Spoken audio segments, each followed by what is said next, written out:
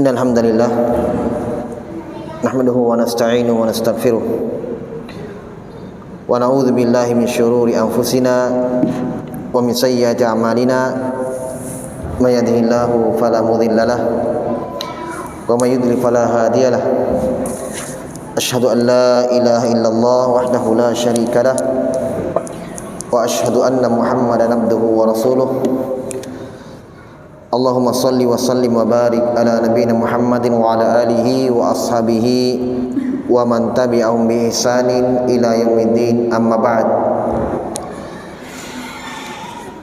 Jamaah salat maghrib kaum muslimin wal muslimat rahimani wa rahimakumullah. Alhamdulillah, kita bersyukur kepada Allah Subhanahu wa taala. Pada malam hari ini kita kembali dikumpulkan oleh Allah Subhanahu wa taala dengan karunia dan nikmat dan anugerah dari Allah Subhanahu wa taala, sehingga kita bisa melaksanakan kewajiban kita sebagai hamba Allah Subhanahu wa taala, melaksanakan salat maghrib secara berjamaah dan insyaallah isya secara berjamaah pula. Dan alhamdulillah kembali kita lanjutkan pula pada malam hari ini kajian kita dalam mengkaji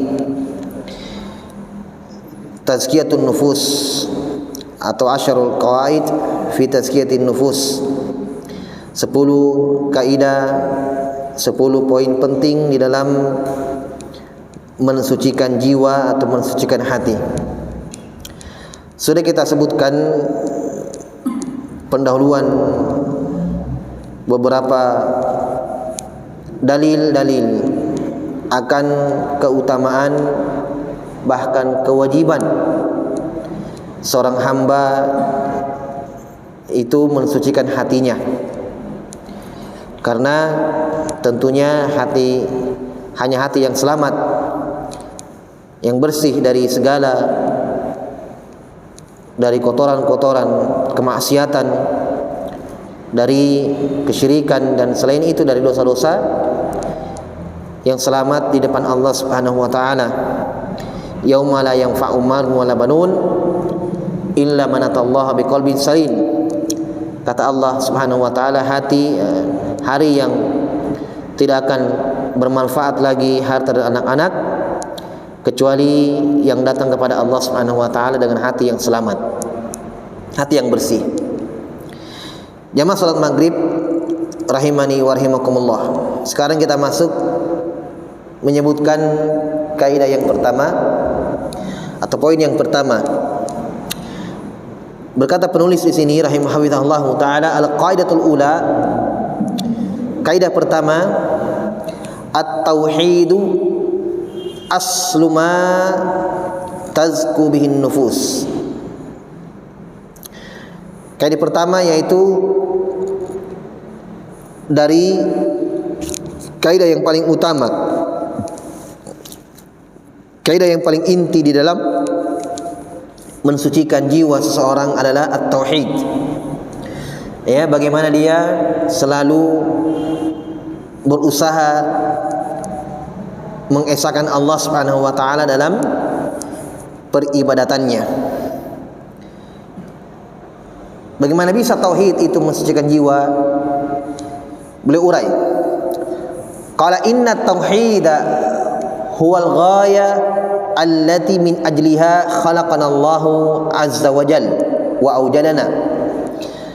Kata beliau, ketahuilah sungguh tauhid itu adalah tujuan, hikmah, maksud yang dengannya lah Allah Subhanahu wa taala menciptakan kita semua dan mengadakan kita di dunia. Itu dulu. Ya. Sebelum lebih jauh, ya kenapa bisa tauhid itu mensucikan jiwa, mensucikan hati?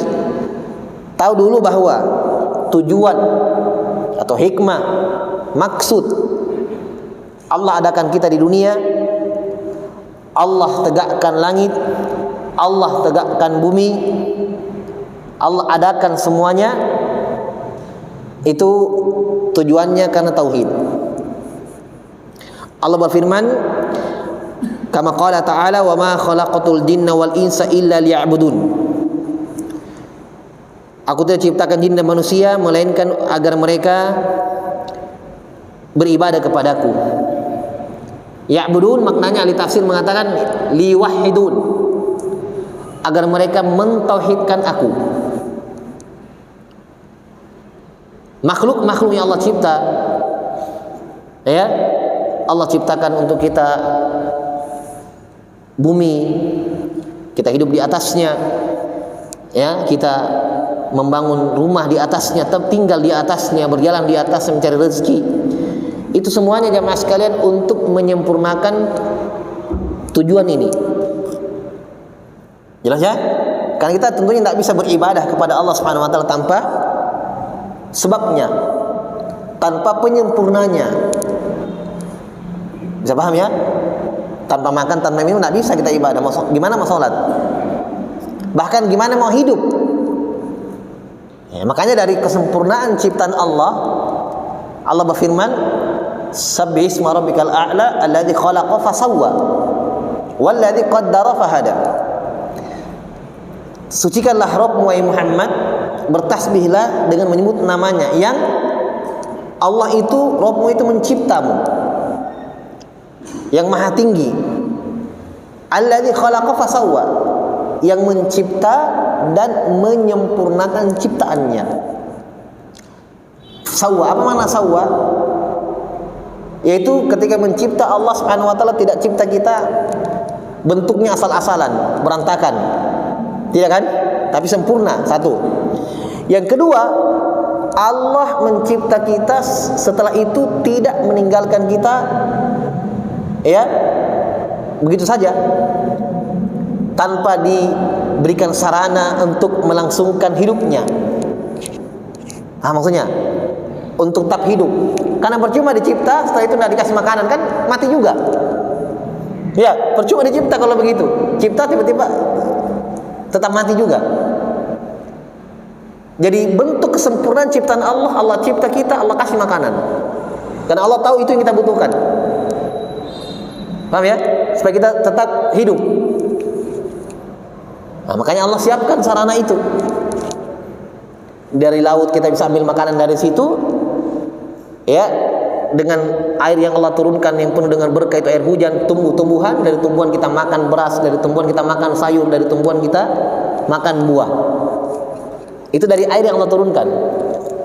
Gimana caranya mau tumbuh tanpa air?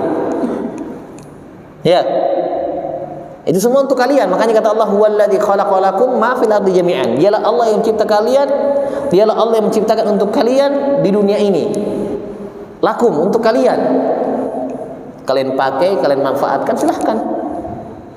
Oleh karena itu, dari kaidah penting dalam asal syariat, segala sesuatu asalnya halal. Coba pikir-pikir di situ. Segala sesuatu asalnya halal. Makanan halal dulu asalnya. Jangan tanya, ini halal atau haram. Asalnya halal. Sampai datang dalil atau bukti ini haram. Kalau babi kan jelas. Iya, jelas babi haram dalam Al-Quran. Berarti keluar dari asalnya. Iya, barang yang kita curi haram, keluar dari asalnya. Iya, makanan yang kita ambil punya orang haram, keluar dari asalnya. Karena dalil jelas dilarang mengambil hak orang lain, harta orang lain. Tapi selain itu, makanan-makanan, minuman asalnya halal. Jadi jangan tanya mana dalilnya itu halal. Bukan. Yang ditanya adalah mana dalilnya itu haram. Coba dibalik. Asalnya haram dulu. Sesaki. Ini haram seng. Ini haram seng. Ya kan? Tapi terbalik, yang ada adalah kata Allah, wallazi khalaqalakum. Dialah Allah yang cipta kalian, yang cipta untuk kalian, untuk lakum. Lakum itu untuk kalian. Silahkan pakai, silahkan gunakan, silahkan makan. Kecuali yang datang dalil Allah haramkan, tidak boleh. Jangan kalian makan itu, jangan kalian sentuh itu. Oleh karena itu ulama mengatakan sangat terlalu masih banyak yang halal daripada yang haram. Maka tidak ada alasan untuk kita mengatakan Allah pelit, Allah kenapa di haram ini haram itu, enggak. Karena masih lebih banyak yang halal yang Allah siapkan daripada yang haram. Kalau mau disurvei, kalau mau diperhatikan baik-baik, lebih banyak yang halal daripada yang haram. Kenapa banyak manusia yang mencari yang haram? Padahal yang masih banyak yang halal. Masih lebih banyak yang halal. Allah haramkan babi. Coba yang halal, sapi, kambing, ayam, halal semua. Bahkan sahabat makan kelinci. Yang Allah haramkan cuma babi dalam Al-Quran. Allah sebutkan. Yang halal daging banyak sekali. Jelas ya? Jadi semua yang Allah cipta untuk kita itu untuk mulusnya mewujudkan tujuan kita dicipta, ibadah tadi. Makanya Allah ciptakan untuk kita. Nah, itulah jamaah sekalian, makanya untuk dunia ini jamaah sekalian jangan sampai terlalu masuk di dalam hati. Jangan sampai mau tinggal di dunia selama-lamanya, mau ini mau itu, jangan. Berarti kita sudah keluar dari fungsi utama kenapa Allah cipta untuk kita dunia. Iya kan? Berarti kita sudah lupa ternyata dunia itu memang untuk ibadah saja memang. Allah cipta kita. Ya bukan berarti kita hidup ibadah terus, tidak. Ada juga kadang tidur, hal-hal yang mubah. Jelas ya? Tapi semuanya itu barang perkara-perkara yang mubah saja. Ketika kesemuanya kita kembalikan kepada tujuan utama untuk ibadah, dapat pahala, ternilai ibadah. Kita olahraga, kita makan, kita minum, tujuannya untuk agar supaya kita sempurna dalam ibadah. Semuanya itu yang kita makan, minum dapat pahala. Makanya tidurnya Nabi berpahala, makannya Nabi berpahala. Makanya di sana ada tata cara sunnah-sunnahnya makan, sunnah-sunnahnya minum. Kenapa? Padahal itu hukum asalnya makan minum itu mubah. Iya kan? Tapi di sana Nabi anjurkan untuk mengikuti beliau. Makannya gimana? Ada bismillah, ada adab-adabnya, ada. Ya. Makanya ketika 3 orang datang kepada Aisyah, ya, 3 orang ini tanya sama Aisyah, bagaimana itu Nabi di rumah? Bagaimana sholatnya, bagaimana puasanya Nabi, bagaimana ibadahnya di rumah? Ya Aisyah sampaikan, Nabi itu begini, Nabi itu begini di rumah. Karena istrinya lebih tahu. Maka 3 orang ini mengatakan, oh kalau begitu saya mau sholat terus, tidak mau tidur. Yang satu lagi mengatakan, kalau begitu saya tidak mau makan dan minum, mau puasa tiap hari. Yang satu mengatakan, kalau begitu saya tidak mau menikahi perempuan, saya mau bujang terus, mau fokus ibadah. Paham? Ini ucapan mereka. Setelah dengarkan bagaimana gambaran Aisyah tentang baginda Nabi di rumah, maka dilaporkan ucapan mereka ini kepada Nabi oleh Aisyah, bahwa tadi 3 orang datang mengatakan begini, yang satu begini, yang satu begini. Nabi panggil 3 orang ini dan mengatakan, inni akhsyakum wa atqakum lillah. Saya adalah orang yang paling bertakwanya kepada Allah dari kalian, dan saya orang yang paling takut kepada Allah daripada kalian. Tapi saya salat malam, tahajud, saya juga tidur. Maksudnya ada ton tidurku kodong. Ya, ada ton tidurku. Bukan salat sampai pagi. Ada juga tidurku. Saya juga puasa tapi ada ton makanku, ada bukanya juga. Makan kalau buka ya, makan. Kan dia tadi bilang mau puasa terus ya. Ada juga yang hari-hari Nabi tidak puasa. Nah. Kemudian saya juga beribadah kepada Allah, saya juga menikah. Lihat, makan, tidur, nikah. Ya kan?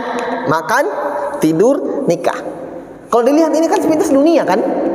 Perkara mubah-mubah saja, tak ada hukumnya.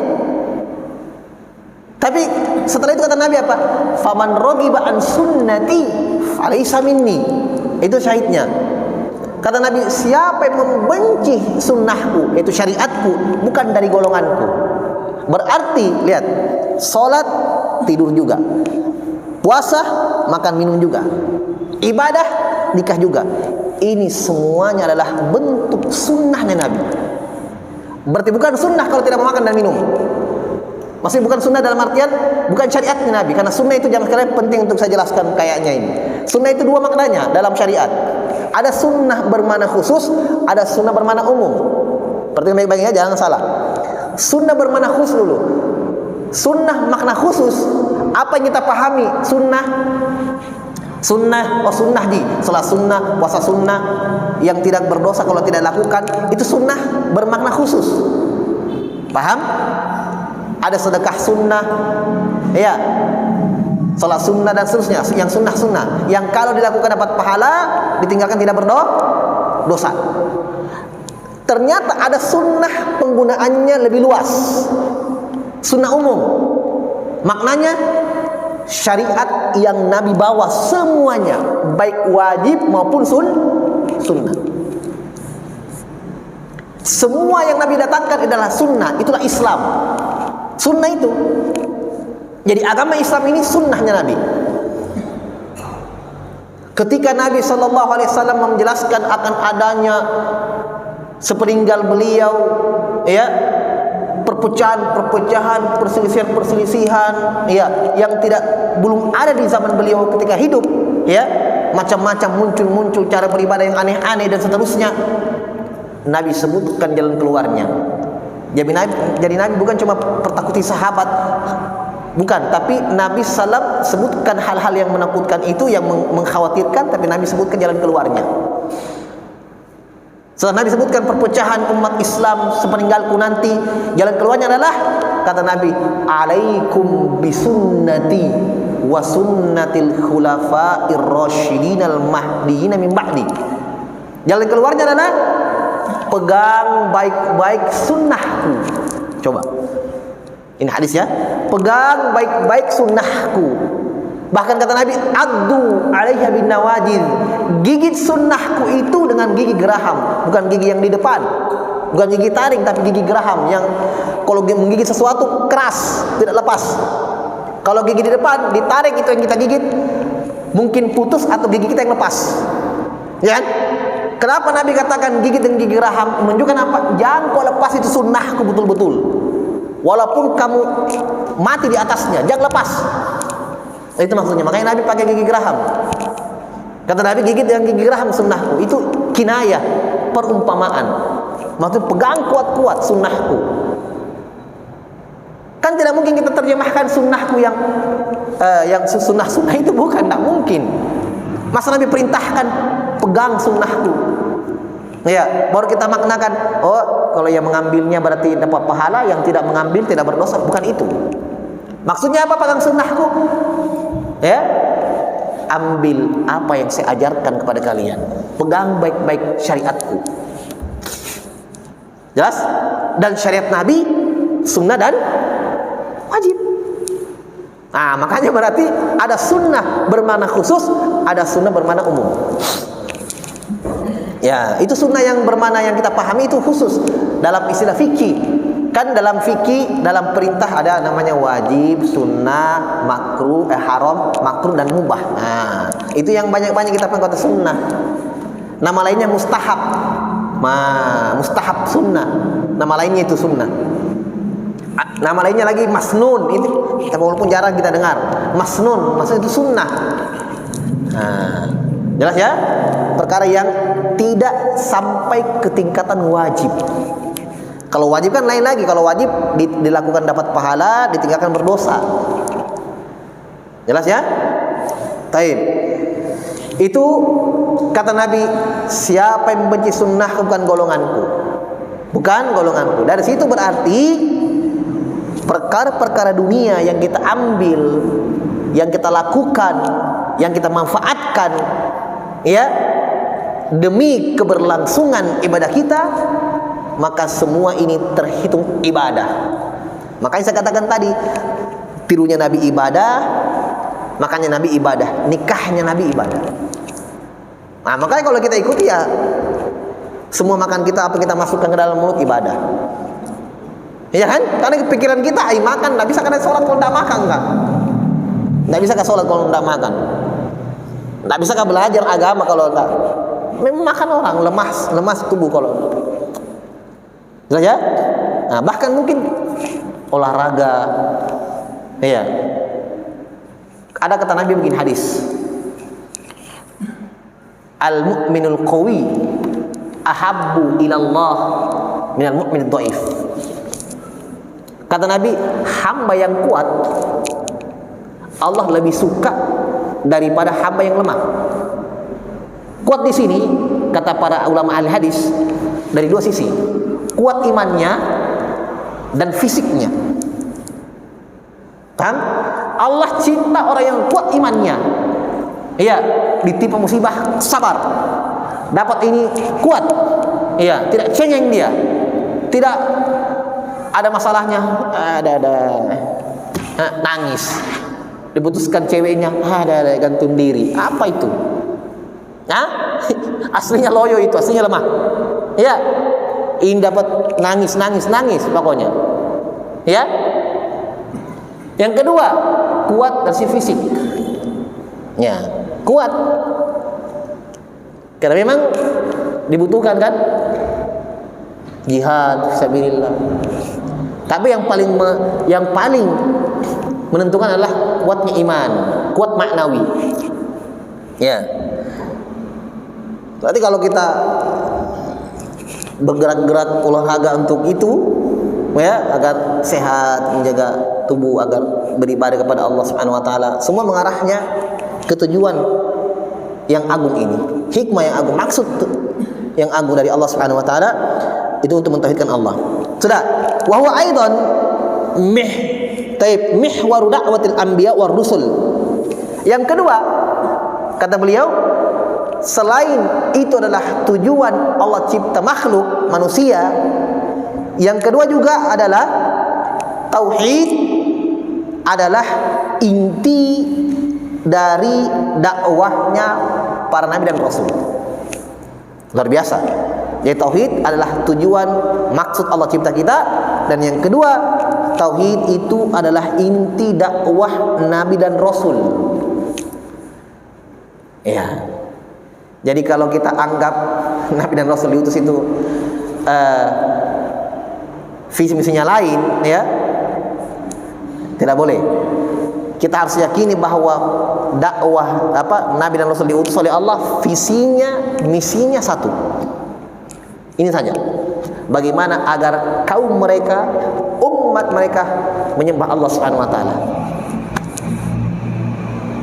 Jadi nabi itu, Pak, tidak pernah diutus, ya, tidak diutus untuk menjadi tabib, tidak diutus menjadi dokter. Walaupun subhanallah, dari apa yang beliau tuntunkan syariat adalah menyehatkan. Tapi ingat, nabi tidak pernah diutus oleh Allah untuk menyembuhkan orang, bukan sebagai tabib, bukan sebagai dokter, tapi sebagai rasul yang mulia, untuk menyebarkan agama, untuk menyebarkan tauhid ke seluruh bumi. Jelas? Tapi subhanallah, ternyata tuntunannya betul-betul mengarah kepada seluruh kebaikan untuk kita. Makanya diteliti, ya, puasa menyehatkan. Betul, itu kan penelitian orang-orang yang belum beriman, tidak beriman kepada Allah Subhanahu wa taala. Kita meyakini bahwa seluruh perintah-perintah Allah Subhanahu wa taala, Rasulnya adalah kebaikan dunia dan akhirat, walaupun tanpa kita teliti. Paham maksudnya? Jadi kalau kalian hendak meneliti itu, ya, kita katakan kepada ahli-ahli, kalau kalian tidak tahu itu, kalian tidak puasa. Makanya jamaah sekalian, kalau kita puasa untuk sehat, hendak diterima itu puasa tak? Walaupun memang nyatanya puasa menyehatkan, tapi tidak boleh kita niatkan untuk itu. Paham ya? Kita niatkan itu puasa memang ibadah kepada Allah. Kata Nabi, man shoma yauman fi sabilillah ab'adallahu wajhahu sab'ina kharifan minan nar. Siapa yang berpuasa sehari saja di jalan Allah, maka Allah akan jauhkan wajahnya dari api neraka Allah Subhanahu wa taala. Satu hari itu, mau wajib atau sunnah. Itu keutamaan puasa di jalan Allah Subhanahu wa taala. Jelas ya? Baik, jadi inti dakwah Nabi dan Rasul adalah bagaimana agar manusia mentauhidkan Allah jalla fi ula. Kama qala ta'ala, sebagaimana Allah berfirman, wa laqad ba'atsna fi kulli ummatin rasula an i'budullaha wajtanibut tagut. Kata Allah, kami telah mengutus untuk setiap umat itu seorang rasul. Jadi tidak ada rasul diutus pada umat dua. Ustaz Musa dan Harun ketemu dua, betul. Tapi Musa rasul, Harun alaihissalam bukan. Musa hanya nabi, Nabi Harun hanya nabi. Jadi setiap umat satu rasul. Dengan ini ayat ini. Walaqad ba'atsna fi kulli ummatin rasulan. Kami telah mengutus pada setiap umat seorang rasul. Masing-masing ada rasulnya. Nabi Nuh umatnya masing-masing, umatnya dia. Nabi Saleh umatnya dia. Nabi Syuaib rasul, umatnya dia. Nabi Lut umatnya. Nabi Hud umatnya. Ini semua rasul ya, yang saya sebutkan namanya. Nabi Ibrahim juga. Nabi Musa umatnya juga. Dan Nabi Isa juga. Terakhir Nabi kita untuk umatnya juga. Jelas?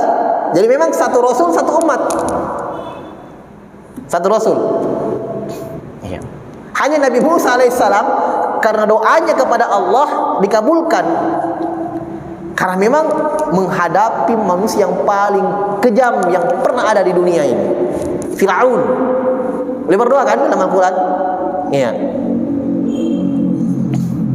Dalam Al-Quran kata Allah, qala sanashuddu, kami akan kuatkan engkau wahai Isa dengan saudaramu. Karena sebelumnya meminta, ya Allah kuatkan aku. Iya. Wa asyriku fi amri, dan jadikanlah saudaraku itu membantu saya dalam urusan dakwah saya. Iya. Maka Allah kabulkan permintaannya. Datanglah Nabi Harun alaihissalam, saudaranya. Jelas ya? Tapi Nabi Harun tidak membawa syariat juga sendiri. Paham ya? Syariatnya Musa alaihissalam. Hanya beliau membantu Nabi Musa alaihi wassalam. Baik, wa tauhid huwa awwalu ma yajibu 'alal insani lidukhuli fi dinil Islam. Demikian pula kata beliau, tauhid adalah yang paling pertama kali wajib, ya, yang paling pertama kali yang wajib untuk manusia ketika masuk ke dalam agama Islam. Awal wajib. Ketika dia masuk dalam Islam, ketika dia berislam, yang paling wajib, yang paling pertama adalah ini. Sebelum sholat, puasa, zakat, dan haji. Ya, itulah syahadat la ilaha illallah. Mempersaksikan bahwa tidak ada ilah sembahan yang berhak untuk diibadahi melainkan Allahu jalla jalalu. Wa kadzalika huwa awwalu ma yajibu 'ala da'iyah ila Allah azza wa jal ayu alimahu linnas. Demikian pula tauhid adalah yang paling pertama, yang paling awal untuk seorang dai, untuk seorang yang mengajak di jalan Allah. Yang paling pertama diingatkan adalah ini. Masya Allah ya, kalau kita kaitkan, ternyata dia tujuannya dicipta kita, dia tujuannya Rasul diutus, dan ternyata ini yang paling wajib, yang paling pertama untuk kita pelajari, untuk kita ketahui. Ya, sebagaimana ketika diutusnya Mu'adz bin Jabal radhiyallahu anhu berdakwah ke negeri Yaman.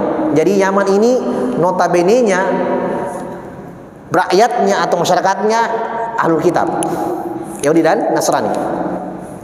Ketika pertama kali diutus ke sana untuk mengajarkan Islam, Mu'adz dipanggil. Sebelum berangkat dikasih pesan-pesan. Kata Nabi, "Ya Mu'adz, innaka ta'ti qauman min ahli kitab." Sungguh yang akan kamu datangi ini, tempat ini, negeri ini, ya, masyarakatnya Ahlul Kitab. Berarti Isa belum sampai di sana. Ahlul kitab itu ya Yahudi Nasrani. Sisanya ya musyrik. Ahlul kitab. Paling banyak ahlul kitab. Kata Nabi, "Faltakun awwala ma tad'uhum ilaihi syahadata an la ilaha illallah." Maka hendaknya yang paling pertama kamu ajarkan kepada mereka adalah bagaimana mengucapkan kalimat asyhadu an la ilaha illallah. Paham? Setelah itu fa inhum ata'uka lidzalik fa'limhum anna Allah aftarada 'alaihim khamsa shalawatin fi yaumin wa lailah. Kalau mereka sudah mentaati dalam perkara itu, kalau mereka sudah ucapkan kalimat itu, baru umumkan kepada mereka bahwa ada kewajiban setelah itu Allah wajibkan mereka setiap hari semalam salat 5 kali. Ya, salat 5 kali. Jadi yang muat diperintahkan perkenalkan dulu kepada mereka bahwa tinggalkan sembahan itu, yang menyembah Isa tinggalkan, yang menyembah Uzair orang Yahudi tinggalkan sembahanmu. Allah yang kalian sembah. Pas paham di situ, oh berarti memang selama kita salah ini. Ya. Yang kita sembah manusia juga seperti kita. Yang butuh ampunan, butuh rahmat, butuh kasih sayang. Iya. Paham di situ sudah. Baru di antara perkara ibadah yang kamu serahkan untuk Allah adalah salatmu. Ajarkan salat. Ya, itu kewajiban yang paling pertama untuk diajarkan kepada manusia. Sebagaimana yang Nabi SAW ajarkan kepada Mu'adz bin Jabal. Ya. Itu dalam hadis, wa qad tawa'adallahu azza wa jalla alladhina la yuzakkuna anfusahum bitauhid. Allah sungguh telah mengancam orang-orang yang tidak mensucikan hatinya. Ini sudah masuk. Sudah masuk. Kenapa tauhid? Ya, adalah sebab yang paling penting dalam mensucikan hati. Kata beliau, dalam Al-Quran Allah ancam orang-orang yang tidak membersihkan, mensucikan jiwa mereka dengan tauhid kepada Allah, ya, dan iman. Apa Allah ancam kepada mereka? Bil adzabis syadid, dengan siksaan yang keras yaumal qiyamah, pada hari kiamat. Dalam Al-Quran Allah berfirman, wa wailul lil musyrikin alladzina la yu'tuna zakata wa hum bil akhirati hum kafirun.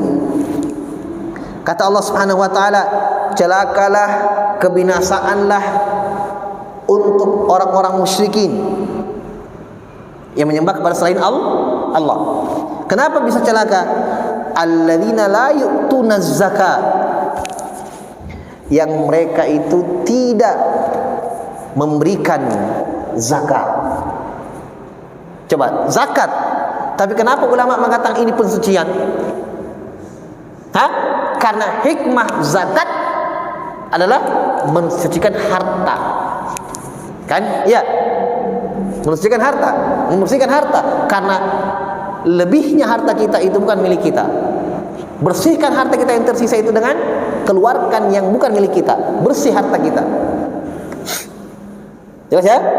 Kemudian wahum bil akhirati hum kafirun, dan mereka tidak mensucikan jiwa mereka dengan beriman kepada Allah Subhanahu wa taala. Tidak mentauhidkan Allah Subhanahu wa taala. Jadi di sini Allah sebutkan mereka tidak sucikan hartanya dan mereka tidak sucikan jiwanya dengan mentauhidkan Allah Subhanahu wa taala. Makanya Allah ancam mereka dengan siksaan yang pedih. Berarti ayat ini jelas menunjukkan kepada kita jemaah sekalian bahwa mentauhidkan Allah Jalla wa ala adalah bentuk tazkiyatun nafs, dari usaha dari mensucikan jiwa. Beliau nukilkan ucapan Syekhul Islam Ibnu Taimiyah, qala Ibnu Taimiyah rahimahullahu taala fi tafsir ayat, dalam menafsirkan ayat ini. Dalam menafsirkan ayat ini, kata beliau, hiya tauhid wal iman alladhi bihi yazkul qalba. Ayat ini menjelaskan bahwa yang diinginkan dalam ayat ini adalah tauhid dan iman kepada Allah Subhanahu wa taala, yang dimana iman dan tauhid ini mensucikan hati seorang hamba. Fa innahu yatadammanu nafya ilahiyyah ma siwa al-haqq min al-qalb. Nah, kenapa?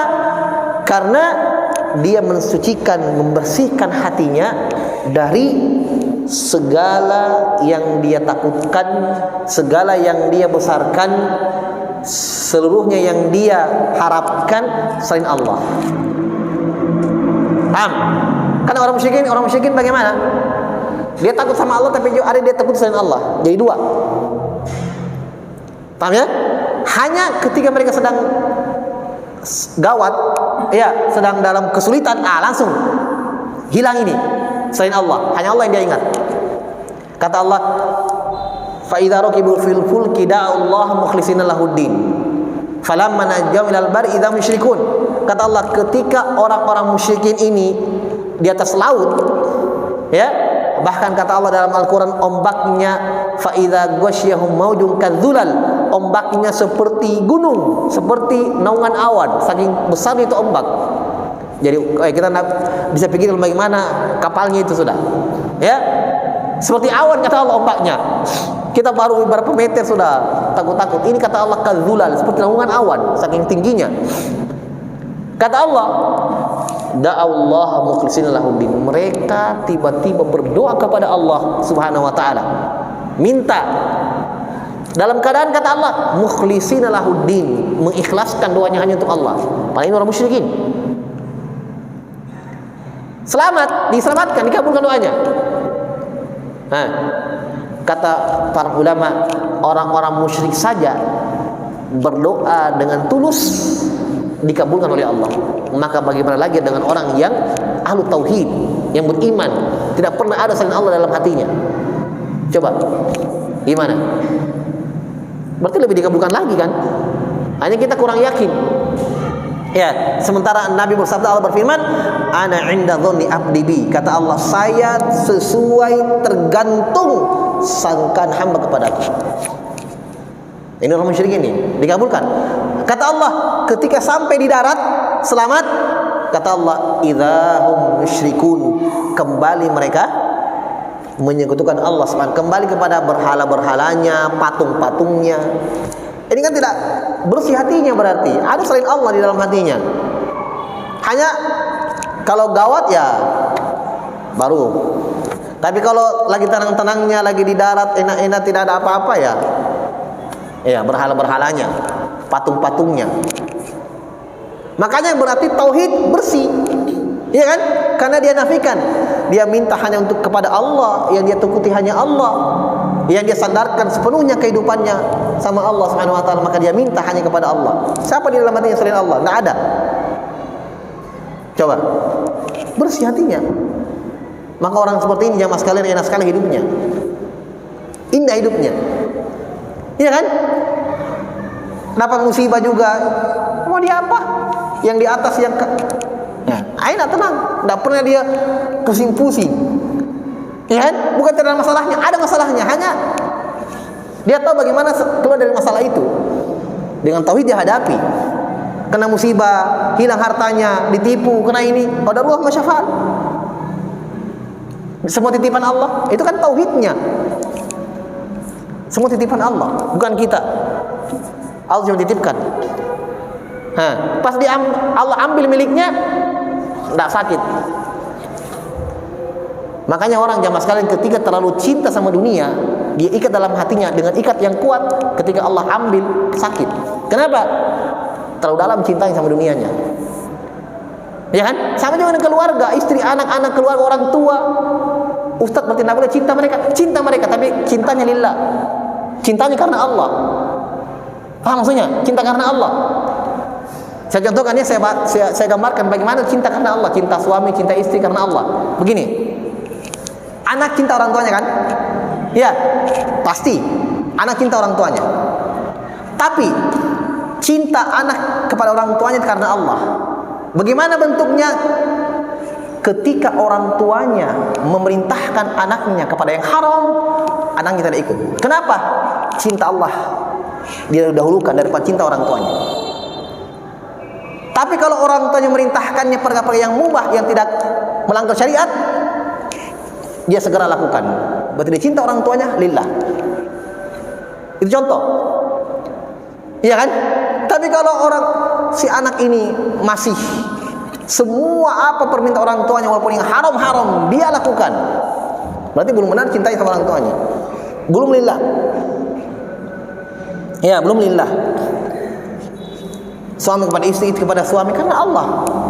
Nah, kalau cintanya baru benar seperti ini, maka ketika Allah ambil, ya, meninggal istrinya, meninggal orang tuanya, meninggal, bukan tidak boleh sedih, sedih ya wajar.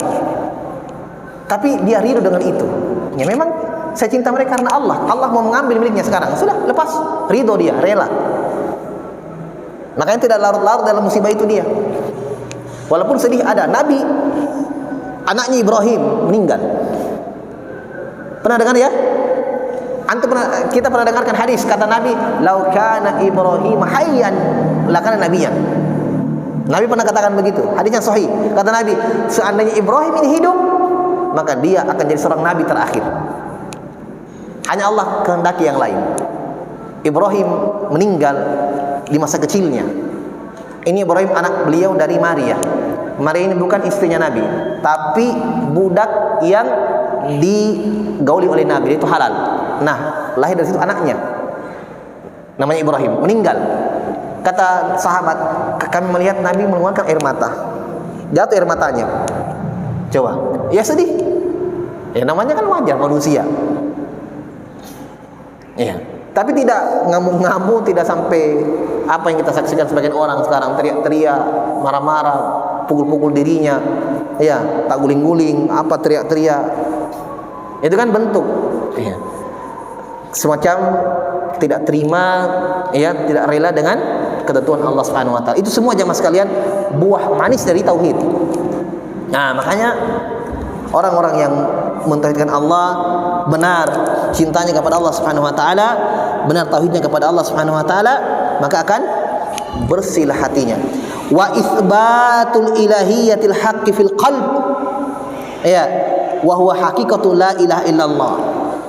Jadi ketika seorang itu mentauhidkan Allah Subhanahu wa taala, berarti dia nafikan, bersihkan dari hatinya segala penyembahan kepada selain Allah, segala yang dia besarkan, ia hilangkan selain Allah Subhanahu wa taala. Kemudian dia tetapkan dalam hatinya hanya Allah Subhanahu wa taala ilah yang benar, sembahan yang berhak untuk diibadahi. Maka itulah hakikat dari la ilaha illallah, makna dari la ilaha illallah. Wa hadza aslu ma tazku bihil qalb. Dan kata beliau, inilah landasan paling penting yang dengannya seorang hamba itu mensucikan hatinya, membersihkan hatinya. Ibnu Qayyim berkata, qala aktsarul mufassirin minas salafi wa min ba'dihim hiya tauhidu syahadatu an la ilaha illallah wal imanu alladzi bihi yazkul qalbu. Jadi ayat yang tadi, ya, kata Allah, wa wailul musyrikin alladzina la yu'tuna zakata wa hum bil akhirati hum kafirun. Dan celakalah orang-orang musyrikin yang mereka tidak mengeluarkan zakat dan mereka kafir kepada Allah Subhanahu wa taala.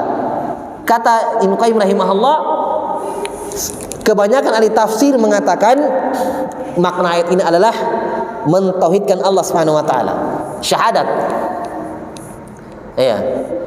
La yu'tuna zakat berarti mereka tidak menafsirkan zakat di situ harta. Karena ayat ini makkiyah. Belum ada syahadat zakat. Bisa dipahami? Zakat kan syariatnya di mana? Di Madinah kan setelah hijrah ya. Nah, ayat ini dari ayat makkiyah. Orang musyrik masih banyak. Kata Allah, celakalah orang-orang musyrikin yang tidak bersuci, tidak mengeluarkan, tidak mensucikan dirinya. Jadi zakat itu bukan zakat harta yang kita pahami, karena ayatnya makkiyah. Ternyata maknanya adalah celakalah orang-orang musyrikin yang tidak mentauhidkan Allah. Tapi Allah ta'bir, Allah ungkap tauhid itu dengan apa? Zakat. bentuk pensucian. Jadi bukan zakat. Itu kebanyakan tafsir memaknakan seperti itu ayatnya. Jadi bentuk membersihkan, mensucikan. Hanya kenapa zakat dikatakan zakah? Kan zakat artinya bahasa Arab suci. Nah, kenapa zakat dikatakan zakat? Karena dengan berzakat, zakat fitri, zakat harta, dengan berzakat seseorang itu mensucikan hartanya dari yang kotor. Ya, karena kenapa dikatakan kotor? Karena itu bukan haknya kita lagi, sudah haknya orang miskin. Sudah haknya orang-orang miskin. Makanya zakat dikatakan zakat. Zakat dikatakan pensuci, mensucikan. Taib. Itu ayatnya. Berarti dari situ jamaah sekalian bahwa keimanan kepada Allah Subhanahu wa taala, bentuk keyakinan, i'tiqad bahwa Allah Subhanahu wa taala sembahan yang benar, mentauhidkan Allah Subhanahu wa taala adalah bentuk mensucikan hati. Mensucikan hati. Maka dari situ buahnya, hasilnya itu masya Allah. Dia akan khawatir bermaksiat. Dia selalu merasa diawasi. Itu kan buahnya tauhid semuanya. Dia bermaksiat berpikir-pikir. Dia sholat akan selalu khusyuk. Kenapa? Karena selalu berpikir bahwa Allah lihat dia. Itulah ketika Nabi ditanya oleh Jibril tentang ihsan, tingkatan yang paling tinggi dalam agama. Nabi menjawab, anta'budallaha ka'annaka tarahu, fa in lam takun tarahu fa innahu yarak. Kamu beribadah kepada Allah seakan-akan kau melihat Allah. Maksudnya apa? Kau beribadah, kamu jaga bentuk ibadahmu itu, kamu perbaiki. Kenapa? Karena seakan-akan kamu lihat Allah. Jelas ya? Dan ingatlah bahwa fa in lam takun tarahu, kalau kamu tidak lihat Allah, maka Allah lihat kamu. Itu tingkatan ihsan dalam agama. Itu buah dari tauhid. Karena dia yakin perintah itu Allah yang perintahkan. Dia ikhlas dalam melakukannya. Maka dalam salatnya pun dia berusaha mengurangi gerakan-gerakan yang tidak penting. Dilihat kayak ini saya salat, dilihat kak. Kan? Maka dia menjaga kesempurnaan ibadahnya.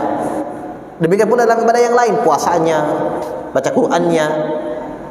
Itulah tingkatan yang namanya muraqabah, selalu merasa diawasi oleh Allah Subhanahu wa taala. Itu semua jamaah sekalian jelas sekali bisa mensucikan jiwa seorang, membersihkan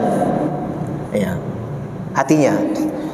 Baik, itu dari penjelasan beliau rahimahullah taala, dari ucapan-ucapan para ulama, dari penjelasan bahwa tauhid adalah hal yang paling mensucikan hati seorang hamba. Wallahu taala alam bisawab. Kita cukupkan dulu. Kita lanjutkan pada pertemuan berikutnya. Naktabi bihadzal qadar. Subhanakallahumma bihamdik, asyhadu an la ilaha illa anta, astaghfiruka wa atubu ilaik. Wa akhiru da'wana alhamdulillahirabbil alamin. Assalamualaikum warahmatullahi wabarakatuh.